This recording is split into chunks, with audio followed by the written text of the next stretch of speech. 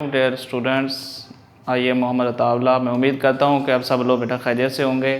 हमारी 10th class की mathematics के ऊपर डिस्कशन जारी थी। आज एक्सरसाइज 5.3 का हमारे पास क्वेश्चन नंबर 4 है।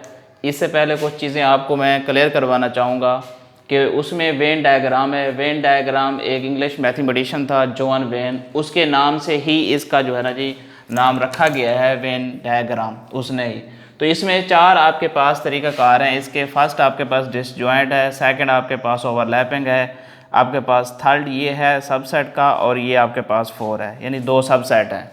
अब इसके अंदर हमने डिसजॉइंट का ये मतलब होता है कि हम कोई भी इंटरसेक्शन उसका लें तो उसका आंसर एम्प्टी हो, यानी दोनों एलिमेंट्स आपके पास सेम, कोई भी यानी कि 2 सेट हैं आपके पास, ये देखें A B C D E F, दोनों सेट के एलिमेंट्स आपस में डिफरेंट हैं। यानी इसका अगर हम लेट्स सपोज इंटरसेक्शन टेक करते हैं तो यहाँ इसका आंसर एम्प्टी आएगा। तो उसके लिए हमारे पास वेन डायग्राम ये बनेगी। तो उसके लिए सबसे बड़ा पहले होता है ये बॉक्स जो हम रेक्टेंगल शेप में शो करते हैं, ये यूनिवर्सल सेट होता है। यानी यूनिवर्सल सेट के अंदर ये दोनों सेट के एलिमेंट्स उसके अंदर होते हैं, यानी कि ये यूनिवर्सल सेट जो होता है बड़ा सेट होता है। इन दोनों सेट के एलिमेंट्स सारे के सारे इस यू के अंदर गिवन होते हैं। तो इस वजह से हम इसको यू से शो करेंगे। तो हम इसको इस तरह यानी कि आपके ये इसका सर्कल बनेंगे, ए सेट आएगा बी आएगा, ये दोनों आपके पास डिसजॉइंट में कन्वर्ट हो जाएंगे। इसी तरह ओवरलैपिंग में आपके पास ओवरलैपिंग में इस तरह होता है कि सेट ए और सेट बी, सेट ए के कुछ एलिमेंट सेट बी में गिवन हो, या सेट बी के कुछ एलिमेंट सेट ए में हो, यानी सारे के सारे एलिमेंट्स उसमें गिवन नहीं होने। अब यहाँ पे देखें आप, बी है और सी है आपके पास, यहाँ भी बी और सी आपके पास यहाँ सेम है, तो इसमें ए नहीं है, ठीक है ना, इसके अंदर, और इसमें आपके पास डी नहीं है, यानी कि सारे के सारे सेम नहीं है। तो ओवरलैप होता है इस तरह।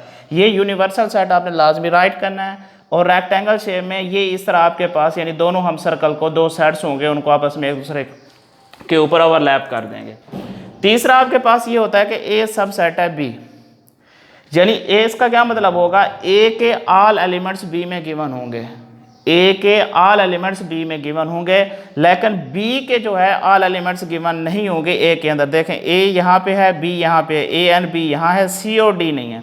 तो यानी कि ए जो है सबसेट है बी का, यानी ए के सारे एलिमेंट्स किसके अंदर है, बी में है। तो इस वजह से हम इसको इस तरह शो करेंगे, यानी कि सबसे बड़ा जो सेट था वो उस पे अंदर बी है, बी जो ए के एलिमेंट्स है वो बी के अंदर है, इस वजह से हमने ए को अंदर बनाया है, ठीक है जी। इसी तरह अगर इसका अपोजिट होता है बी सब सेट है ए का, तो ए के आपके पास ए बी सी डी कोई एलिमेंट्स हैं, बी में आपके पास बी सी या बी सी, यानी कि बी के ऑल एलिमेंट्स ए में गिवन हो, यानी कि जो सब सेट होता है दूसरे का, तो उसके ऑल एलिमेंट्स उस सेट में गिवन होना लाजमी है। तो ये आपके पास 4 के इस 4 तरीक़ेकार से ही वेन डायग्राम हम ड्रा करते हैं। तो अब आपके पास यहाँ क्वेश्चन नंबर 4 की स्टेटमेंट है, if U is equal to 1 2 3 up to 10, A is equal to 1 3 5 7 9, आपके पास बी 2 3 4 5 एंड 8 है। अब फर्स्ट पार्ट के अंदर a minus B is equal to A intersection b का कंप्लीमेंट है आपके पास। अब यहाँ पे हमने लेफ्ट साइड इसका टेक किया, a माइनस बी, ए के एलिमेंट्स हमने राइट किए, माइनस का साइन b के एलिमेंट्स राइट किए। तो डिफरेंस आपने पढ़ा है कि a फर्स्ट है, यानी कि जिसमें से ही माइनस करते हैं a के वो एलिमेंट्स राइट करेंगे जो b के अंदर गिवन नहीं होंगे। अब यहाँ पे देखें 1 वहाँ गिवन नहीं है, वो हमने लिखा, 7 नहीं है, 9 भी नहीं है। अब मैं इसकी नया डायग्राम बनाने लगा हूँ। देखें आपके पास यहाँ रेक्टेंगल शेप में आपने इसको बना दिया, universal set as it is आ गया। अब हमने देखें यहाँ पे ओवरलैप बनेगा या डिसजॉइंट। अब इन दोनों सेट के अंदर कुछ कॉमन चीज़ें हैं, देखें 3 एंड 5, तो इस वजह से मतलब ये डिसजॉइंट नहीं होगा, ओवरलैप में बनेगा। तो इस वजह से मैंने इसको ओवरलैप किया। जो ए के थे 1 7 एंड 9, बी के जो बचे 2 4 और 8 बच गए। जो दोनों के कॉमन थे वो क्या बचे आपके पास, 3 5, ये आपके पास कॉमन है। अब आपके पास जो होगा ना वो शेड, यानी कि जो होगा ना, किसके एलिमेंट्स आपके पास सिर्फ बचे हैं, वो हैं आपके पास सिर्फ ए के। अब देखें, यानी कि ए के वो एलिमेंट्स हमने राइट किए जो बी में गिवन नहीं थे। ये जो 1 7 और 9 थे ना, ये ए के एलिमेंट्स हैं, ना कि बी के हैं। तो इस वजह से हमने जो शेड करना है ना सिर्फ इस वाले हिस्से को, वो सिर्फ ए वाला होगा, बाकी कोई भी हिस्सा शेड नहीं होगा। यानी कि ये इसका इंटरसेक्शन वाला पार्ट भी जो कॉमन एलिमेंट्स हैं वो भी शेड नहीं होगा, जस्ट क्योंकि जिसके एलिमेंट्स हमारे पास बचेंगे हमने उस वाले ही सेट को आपने शेड करना है। ये आपके पास इसकी लेफ्ट साइड आपके पास शेड, यानी कि बी यहाँ पे कोई, इसको हम खाली छोड़ देंगे ऐसे ही, इसको आपने शेड नहीं करना। इसी तरह पे राइट साइड में ए इंटरसेक्शन बी का कंप्लीमेंट है। अब यहाँ हम पहले कंप्लीमेंट का फाइंड करें। कंप्लीमेंट फाइंड करने के लिए यूनिवर्सल में से उस साइड को हम माइनस करते हैं। यूनिवर्सल हमारे पे 1 2 3 अप टू 10 तक है, एंड 2 3 4 5 एंड 8 है। अब यू के हमने वो एलिमेंट्स राइट किए जो बी में गिवन नहीं थे। देखिए 1 नहीं है, 6 नहीं है, 7 नहीं है, 9 नहीं है और 10 नहीं है। अब हमने ए के साथ इसका इंटरसेक्शन निकालना है। ए के एलिमेंट्स इंटरसेक्शन बी कंप्लीमेंट का आपके पास आंसर। देखिए दोनों में सेम। अब ए के हमने वो एलिमेंट्स राइट किए जो बी में थे, यानी कि बी कंप्लीमेंट में थे, यानी कि ए के कॉमन एलिमेंट्स आ रहे हैं 1 7 एंड 9।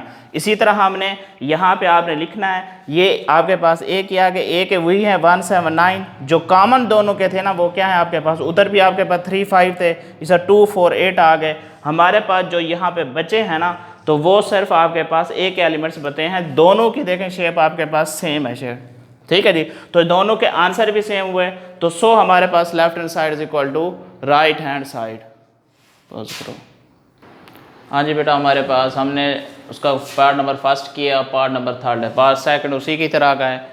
तो अब हमने ए यूनियन बी होल का आपके पास कंप्लीमेंट है is equal to A complement intersection B का कंप्लीमेंट, यानी कि ये आपके पास डी मॉर्गन लॉ है। ए यूनियन बी होल का कंप्लीमेंट हमने फाइंड करेंगे। पहले according to BODMAS rule हम ब्रैकेट को सॉल्व करेंगे। इसका यूनियन फाइंड किया A union B. First of all आपने ए के एलिमेंट्स राइट किए, फिर यूनियन का साइन, फिर आपके पास बी के एलिमेंट्स राइट किए। उसके बाद हमने यूनियन में सारे के सारे एलिमेंट्स रिस्पेक्टिवली राइट करने होते 1 2 3, यानी कि कोई भी रिपीट एलिमेंट्स नहीं करते। उसके बाद हमने इसको क्या करना है जी, इसका कंप्लीमेंट फाइंड करना है। यूनिवर्सल सेट में से उसको हमने माइनस किया। तो यूनिवर्सल 1 2 3 अप टू 10 माइनस आपके पास 1 2 3 4 5, ये आपके पास जो इसका ए यूनियन बी का आंसर है हमने यहाँ लिख लिया। अब यूनिवर्सल सेट के वो एलिमेंट्स हम राइट करेंगे जो ए यूनियन बी में नहीं होंगे। यानी देखें 1 है, 2 है, 3 है, 4 है, 5 है, 6 नहीं है और 10 नहीं, यानी 2 एलिमेंट्स ऐसे हैं जो ए यूनियन बी में नहीं है, बाकी आपके पास सारे हैं पड़े। यानी कि ये आपके पास किस सेट के एलिमेंट बचे हैं, यूनिवर्सल के बचे हैं। तो मतलब जिसके एलिमेंट बचेंगे शेड वही हिस्सा होगा, बाकी कोई भी हिस्सा नहीं होगा। अब आपके पास वही देखें 1 7 9 3 5 इनमें कॉमन थे 2 4 8। अब आपके पास 6 और जो 10 है ना, वही एलिमेंट्स जो हैं वो बच रहे हैं आपके पास यूनिवर्सल सेट में। तो ये हमने इसीलिए हमने यूनिवर्सल जो सेट होगा वो सारा का सारा आपके पास शेड हो जाएगा। इसकी वेन डायग्राम ये बनेगी। इसी तरह हमारे पास राइट साइड है ए इंटरसेक्शन, ए का कंप्लीमेंट इंटरसेक्शन बी का कंप्लीमेंट। पहले दोनों के हम कंप्लीमेंट फाइंड करेंगे। तो ए का कंप्लीमेंट यू माइनस ए, तो यू के एलिमेंट 1 2 3 अप टू 10 है, माइनस आपके पास 1 3 5 7 9 है।